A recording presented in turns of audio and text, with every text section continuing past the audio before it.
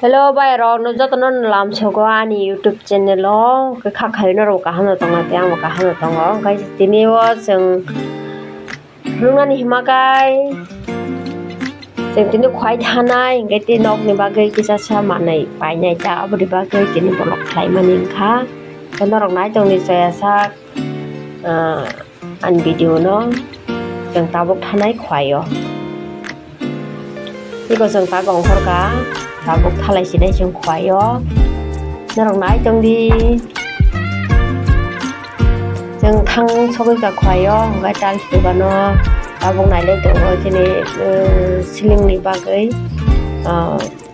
phải nhà này lấy có mua được nó đi xin lại thực ra hay có nó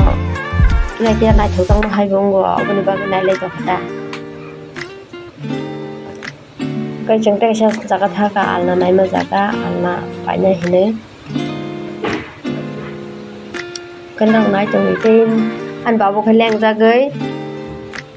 nướng tòng khá để bỏ để chung một tí bên khai lại cả cái bên khai bên có cái chẳng tay sao hay này this TV phải nhai hine chẳng đồ nó học lại cả thì một đồng nãy trong bảo một cái phun độc khai cho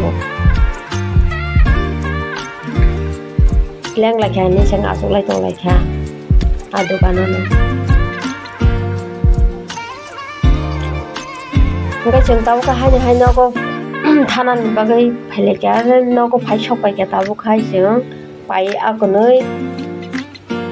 cái nó nụ mang hana cái trường cái lên leng khang cái tao có cái trường nó có phải shop phải chứ benar ani channel like khai di comment khai di share khai di subscribe khai di ja dikhai ro goi benar nai tong di